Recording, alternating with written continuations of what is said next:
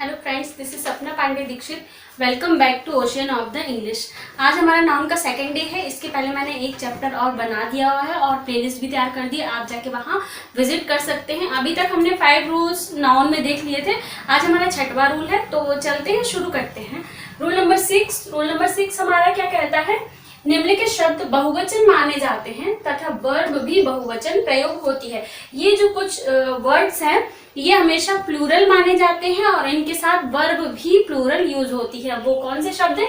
Seizures यानी होता है कैंची, स्पेक्टिकल्स ट्राउजर, पैजामास, ब्लेड्स, आर्म्स यानी होता है भिक्षा, सेविंग्स, डिवाइडर्स, टोंग्स यानी होता है चिमटा, श्रेस यानी कैंची, बाइनोकुलर्स, ट्विंजर्स यानी होता है चिमटी, पीपल, पुलिस, कैटल यानी होता है मवेशी। कैटल का कैटल्स नहीं होता है, ये हमेशा ई तक रहता है, एस इसका नहीं होता है। कैटल को ही क्या मानते हैं हम? प्लूरल मानते हैं। इसमें एस यूज नहीं होता। जो वर्ड हमें जैसे लिखे हैं उनका वैसे ही यूज होता है। लेकिन यहाँ पे कुछ वर्ड है जैसे कि स्पेक्टिकल्स यानी होता है चश्मा, क्योंकि चश्मा एक नहीं होता है, डबल लेंस दोनों आईज की तरफ होता है, इसीलिए हम उसको बोलते हैं स्पेक्टिकल्स और वो बहुवचन में माना जाता है। होता वो एक ही है चश्मा, लेकिन उसको काउंटिंग में हम क्या बोलते हैं? प्लूरल। और उसके साथ वर्ब भी क्या यूज होती है?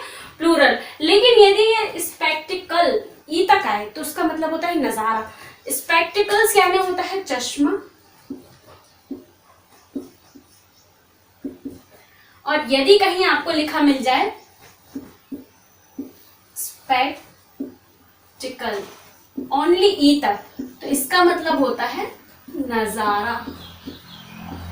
अब यहाँ पे नजारे के सेंस में ये क्या होगा?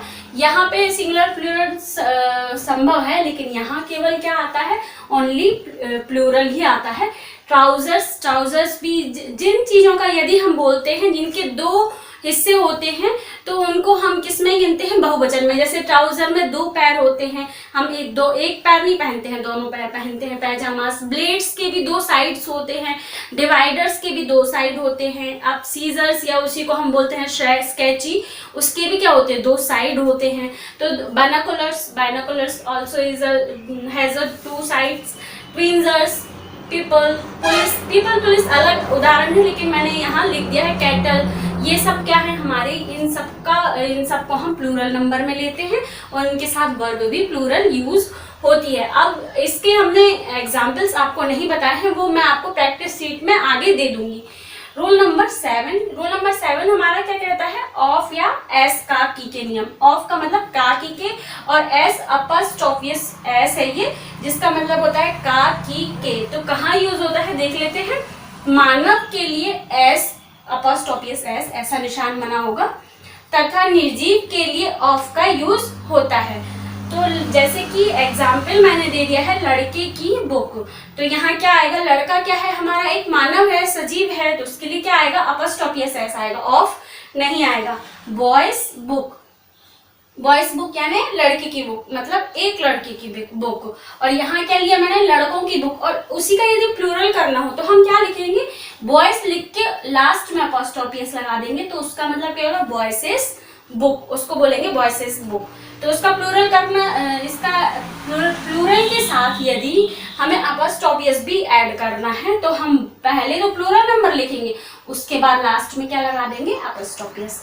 तो मानव के लिए क्या यूज होता है? अपॉस्ट्रोफियस एस। और यदि कोई निर्जीव वस्तु का होता है जैसे कि डोर ऑफ द हाउस, तो फिर डोर क्या है? हाउस का डोर है, घर का डोर है, तो दोनों ही क्या है? डोर और हाउस दोनों निर्जीव हैं, तो वहां पे ऑफ यूज होगा। उसका एग्जाम्पल मैं इसके आगे एक और बता देती हूँ। तो ये 2 नियम और हमारे थे, चलते हैं इसके और भी एग्जाम्पल्स पे। अगला एग्जाम्पल देख लेते हैं, राम का और मोहन का घर। अब यहाँ आप देखिएगा, कोई भी मतलब घर जो है वो तो आपका निर्जीव है, लेकिन राम और मोहन क्या है? यहाँ पे एक सजीव है, तो इनके लिए क्या यूज होगा? अपॉस्ट्रोफियस एस, जो कि हम पहले से देखते आ रहे हैं। राम्स एंड मोहन्स हाउस, दोनों में राम का और मोहन का घर, ये क्या है? अलग अलग बात है। राम का घर अलग और मोहन का घर अलग, इसीलिए दोनों के साथ क्या आ रहा है, अपॉस्ट्रोफियस एस। राम का घर और मोहन का घर दोनों का अलग अलग घर है, तो इसलिए यहाँ दोनों में अपॉस्ट्रोफियस एस आएगा। अगला देख लेते हैं राम और मोहन का घर। अब राम और मोहन दोनों का घर एक ही है, यहाँ पे राम का और मोहन का घर दो अलग थे। अब क्या है, राम के बाद का नहीं लगा है, राम और मोहन ये दोनों का घर क्या है, एक ही है। तो अब यहाँ पे राम के साथ अपॉस्ट्रोफियस एस नहीं लगेगा, केवल या मतलब जरूरी नहीं है कि राम पहले व्यक्ति के साथ अपॉस्ट्रोफियस नहीं लगेगा और सेकंड व्यक्ति के साथ अपॉस्ट्रोफियस एस लगेगा। यदि मोहन पहले आता है तो उसके साथ नहीं लगेगा और पीछे राम आता है तो उसके साथ लगेगा। यहाँ हमने पहले राम लिया है तो Ram and Mohan's house, this is right way to say. तो अगला देखते हैं घर का दरवाजा। अब यहाँ आप देखेंगे घर भी क्या है हमारा, निर्जीव है और दरवाजा भी क्या है, निर्जीव। लेकिन यहाँ एक चीज है, घर का दरवाजा लिखा तो का के बाद जो आता है शब्द क्या है, यहाँ पे का के बाद क्या है, दरवाजा। तो दरवाजे को हम पहले लिखते हैं डोर, दरवाजा डोर पहले लिखेंगे, उसके बाद क्या लगाएंगे, ऑफ द घर का हाउस, घर के लिए क्या लिखेंगे, house, door of the house, ऐसे लिखते, ये हमारा तरीका होता है। तो ये एग्जाम्पल्स हमारे पिछले वाले रूल नंबर 7 के थे। अब चलते हैं हम रूल नंबर 8 पे। कुछ नाउन ऐसे होते हैं जिनके लास्ट में एस लगा होता है पर वे सिंगुलर होते हैं और वर्ब भी सिंगुलर यूज होती है या काउंट की जाती है। अभी हम क्या देख रहे थे कि कुछ वर्ड्स ऐसे होते हैं चाहे उनके साथ एस हो अथवा नहीं हो, लेकिन वो क्या माने जाते हैं, प्लूरल माने जाते हैं और उनके साथ वर्ब भी प्लूरल आ रही थी। अब ये वर्ड है, इनके साथ हमेशा एस आएगा लेकिन इनको सिंगुलर माना जाएगा, इनको प्लूरल नहीं माना जाएगा। जैसे mathematics, statics, politics, news, innings, gymnastic, ये आप देखेंगे जितने भी हमारे सब्जेक्ट हैं, मैथमेटिक्स, स्टैटिक, पॉलिटिक्स, जितने भी शब्द आएंगे, जितने भी सब्जेक्ट आएंगे जो कि पढ़ने में होते हैं, तो वो जितने भी सब्जेक्ट होंगे उनके पीछे मोस्टली एस लगा मिलेगा आपको। लेकिन वो काउंट कैसे किए जाएंगे, सिंगुलर काउंट किए जाएंगे और उनके साथ आने वाली वर्ब भी कैसी काउंट होगी, सिंगुलर काउंट होगी। उसके बाद आप देखिए कि न्यूज के साथ हमेशा एस लास्ट में लगता ही है। इनिंग्स, पारी, इनिंग्स यानी पारी, जो कि हमने मैच में पढ़ा हुआ है। जिम्नास्टिक्स क्या होता है, एक प्रकार का कह सकते हैं व्यायाम होता है।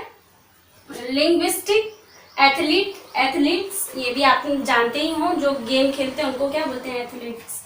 ये कुछ रूल्स थे, रूल नंबर 8 तक हमने पढ़ लिए हैं। इनके साथ सबके एग्जाम्पल्स मैं एक साथ आपको प्रैक्टिस सीट में दे दूंगी। चलते हैं रूल नंबर 9 पे।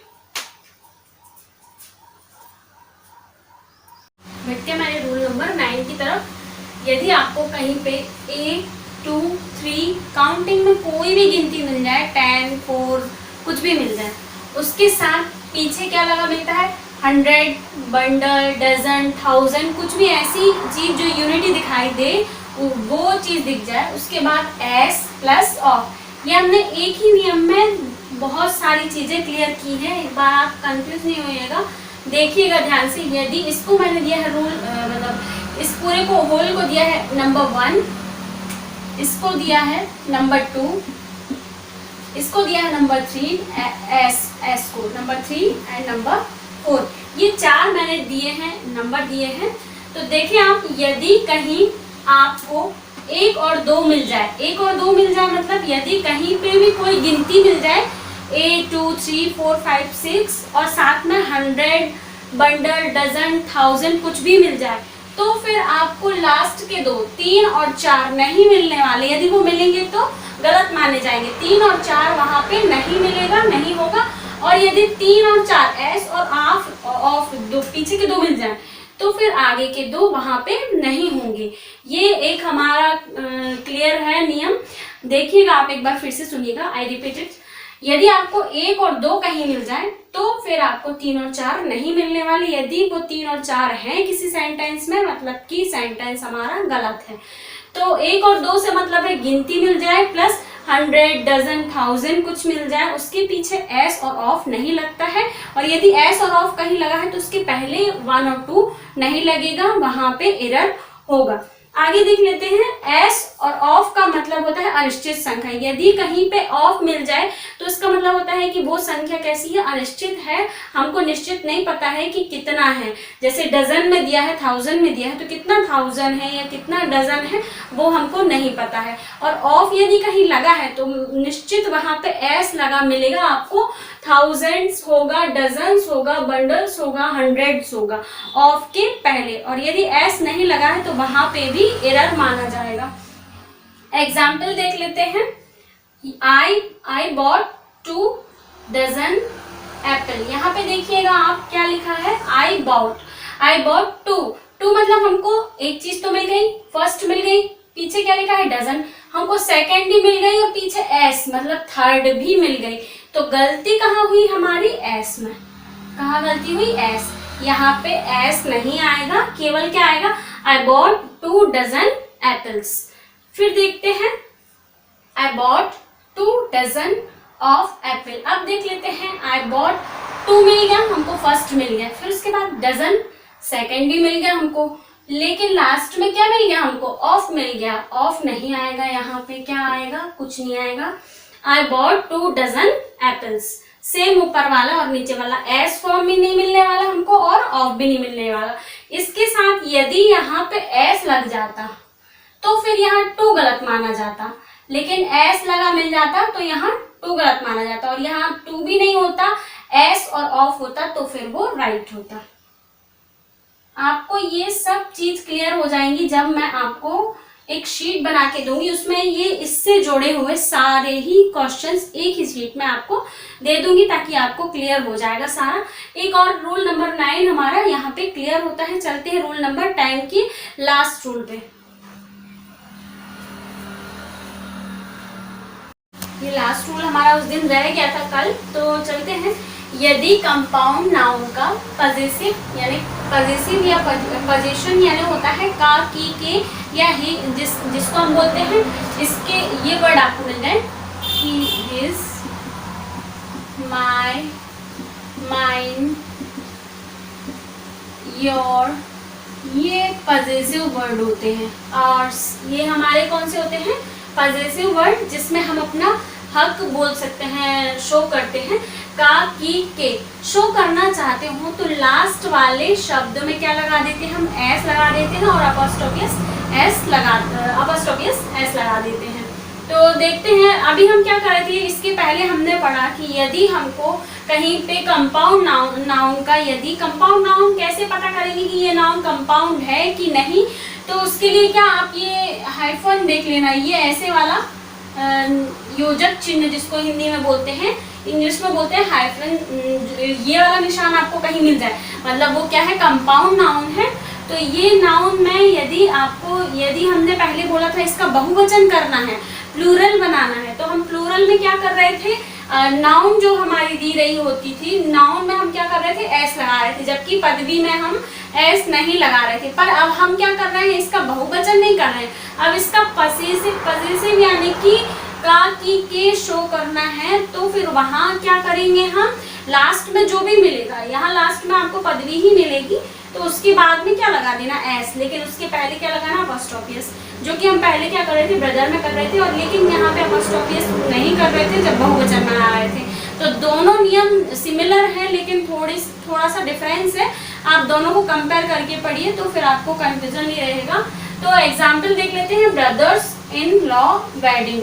अब आप देखेंगे यहाँ पे क्या है, ये ब्रदर्स क्या है, नाउन है, लास्ट वाला तो वर्ड है नहीं, जबकि हमारा नियम क्या कह रहा है, लास्ट वाले वर्ड में लगाना है। तो ये वाला रूल हमारा कैसा हो जाएगा, गलत हो जाएगा ये एग्जाम्पल। अगला देख लेते हैं, ब्रदर इन लॉज वेडिंग। अब ये वाला हमारा क्या हो जाएगा, राइट हो जाएगा, क्योंकि यहाँ पे क्या है, ब्रदर के साथ नहीं लगा है, लॉज यानी लास्ट वाले वर्ड के पहले अपोस्ट्रोफियस एस लगा है, मतलब कि ब्रदर इन लॉ की शादी। अब देखते हैं C, wedding of brother in law. ये भी क्या है, गलत, क्योंकि ब्रदर इन लॉ क्या है, एक सजीव है, सजीव के साथ कभी भी क्या लगाता है, अपोस्ट्रोफियस एस लगता है, ऑफ यूज नहीं होता है। तो बीच वाला हमारा सही है, बाकी ये दोनों इनकरेक्ट माने जाएंगे। ये हमारा लास्ट रूल था। इसके आगे कल मैं आपको प्रैक्टिस शीट दे दूंगी जिसमें जितने भी नियम, अभी तक मैंने 10 नियम पढ़ाए हुए हैं, इसके अलावा इस बिसाइड्स, मतलब एक चीज और आपको बिसाइड और बिसाइड्स का मतलब भी अभी इसी के साथ बता ही देती हूँ। ये मैंने बिसाइड एंड बिसाइड्स, इससे जुड़ा हुआ नहीं है ये चैप्टर, लेकिन बात हुई तो मैंने सोचा कि बता दूं। बिसाइड यानी होता है बाजू में, और बिसाइड्स मतलब होता है के अलावा। बिसाइड्स मतलब होता है के अलावा, और बिसाइड यानी जहाँ पे एस लगा होता है वहाँ पे बिसाइड्स मतलब होता है के अलावा, और बिसाइड यानी होता है बाजू में। तो इसके अलावा मैं क्या बता दूंगी आपको, एक शीट दे दूंगी जिसमें 10 ये एग्जाम्पल और इसके साथ ही साथ सब्जेक्ट वर्ब एग्रीमेंट जो हम पहले पढ़ चुके हैं, कुछ क्वेश्चंस उनके भी ले लेंगे। तो अगली प्रैक्टिस शीट मैं आपको कल दे दूंगी। और गाइस प्लीज हेल्पफुल लगे तो लाइक कमेंट शेयर करना बिल्कुल भी ना भूलिए। Thank you.